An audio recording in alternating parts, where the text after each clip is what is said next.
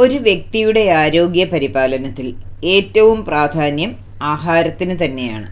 സമീകൃതാഹാരം ശ്രദ്ധാപൂർവം കഴിക്കുന്നവർ എത്ര പേരുണ്ട്? മൈൻഡ്ഫുൾ ഈറ്റിംഗ് കുട്ടികളെ പരിശീലിപ്പിച്ചാൽ അവരുടെ ശാരീരിക, മാനസിക, വൈകാരിക നിലകളിൽ ശ്രദ്ധേയമായ മാറ്റം പ്രകടമായി തുടങ്ങും. കുട്ടികൾ മാത്രമല്ല, മുതിർന്നവരും വളരെ ശ്രദ്ധിക്കേണ്ട ഒന്നാണ് ഈ രീതി. എന്താണ് മൈൻഡ്ഫുൾ ഈറ്റിംഗ്? ഭക്ഷണം തിരഞ്ഞെടുക്കുമ്പോൾ നിങ്ങളുടെ ശരീരത്തിൻ്റെ ആവശ്യകത, ഭക്ഷണവസ്തുക്കൾ കാണുമ്പോൾ നമ്മുടെ ശരീരത്തിൻ്റെ വികാരങ്ങൾ, വിശപ്പിൻ്റെ പാറ്റേൺ, ഭക്ഷണം കഴിച്ചു കഴിയുമ്പോൾ ഉണ്ടാവുന്ന സംതൃപ്തിയെ സംബന്ധിച്ച് ശരീരവും മനസ്സും നൽകുന്ന സൂചനകൾ തിരിച്ചറിയുക എന്നത് മൈൻഡ്ഫുൾ ഈറ്റിംഗ് അല്ലെങ്കിൽ ബോധപൂർവം ഭക്ഷണം കഴിക്കുന്നതിൻ്റെ ഓരോ സ്റ്റെപ്പിലും ശ്രദ്ധിക്കേണ്ട കാര്യങ്ങളാണ്.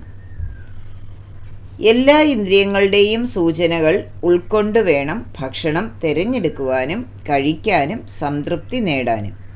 ശരീരത്തിൻ്റെയും മനസ്സിൻ്റെയും പ്രതികരണങ്ങൾ, വികാരങ്ങൾ, വിശപ്പ്, സ്വന്തം ഇഷ്ടാനിഷ്ടങ്ങൾ, സാഹചര്യങ്ങൾ എന്നിവയെ അംഗീകരിക്കുക എന്നതാണ് ആദ്യം വേണ്ടത്. നമ്മുടെ ദിനചര്യയിൽ ശ്രദ്ധാപൂർവമുള്ള ഭക്ഷണശീലങ്ങൾ ഉൾപ്പെടുത്തുക എന്നത് വളരെ പ്രധാനമാണ്. നമ്മൾ കഴിക്കുന്ന ഭക്ഷണവുമായി വൈകാരികമായ അടുപ്പം വളർത്തിയെടുക്കുക എന്നതൊരു കലയാണ്. സാവധാനത്തിൽ ചവച്ചരച്ച് ഭക്ഷണത്തെ വായിലുണ്ടാകുന്ന ദഹനരസങ്ങളുടെ പ്രവർത്തനത്തോടൊപ്പം ആസ്വദിച്ച് ശ്രദ്ധയോടെ കഴിക്കുമ്പോൾ ശരീരത്തിൻ്റെ ആവശ്യങ്ങളുമായി ഇണങ്ങിച്ചേർന്ന ഒരു ഭക്ഷണ സംസ്കാരം പാലിക്കാൻ നമുക്ക് സാധിക്കും. മൈൻഡ്ഫുൾ ഈറ്റിങ്ങിൽ ശ്രദ്ധിക്കേണ്ട ചില കാര്യങ്ങൾ പറയാം. നിങ്ങളുടെ ശരീരത്തിൻ്റെ ആവശ്യം തലച്ചോറിന് മനസ്സിലാകുന്നുണ്ട്. നിങ്ങൾ വേഗത്തിൽ ഭക്ഷണം കഴിക്കുമ്പോൾ നിങ്ങളുടെ ശരീരത്തിൻ്റെ സിഗ്നലുകൾ നിങ്ങൾ അവഗണിക്കുകയാണെന്ന് മനസ്സിലാക്കുക. കഴിക്കുന്നതിൻ്റെ വേഗത കുറയ്ക്കുമ്പോൾ പോഷകാഹാരത്തിന് ശരീരത്തിൽ എന്താണ് ചെയ്യാനുള്ളതെന്ന് മികച്ച ആശയവിനിമയം നടത്താൻ നമ്മുടെ മനസ്സിനും ശരീരത്തിനും ഒരേപോലെ സിഗ്നൽ കൊടുക്കുവാൻ സാധിക്കുന്നു. തലച്ചോറിന് ഏകദേശം 20 മിനിറ്റിന് ശേഷമാണ് ശരീരം അതിൻ്റെ സംതൃപ്തി സിഗ്നൽ അയക്കുന്നത്.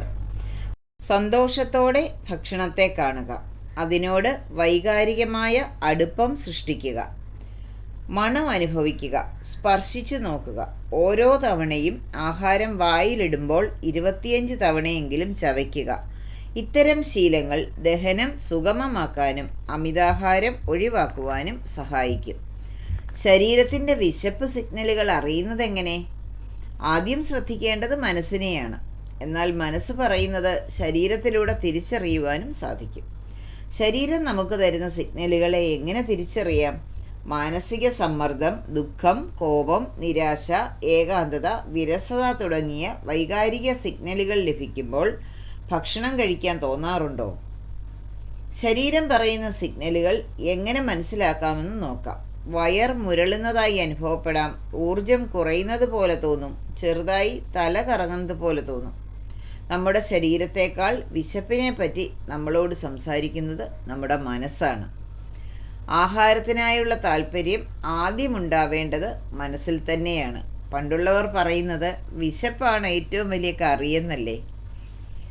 വിശന്നിട്ട് ആഹാരം കഴിക്കുന്നതിന് അത്രയേറെ പ്രാധാന്യമുണ്ട്. അത് മനസ്സിൻ്റെയും ശരീരത്തിൻ്റെയും ഒന്നിച്ചുള്ള വിളിയാണ്. നന്ദി.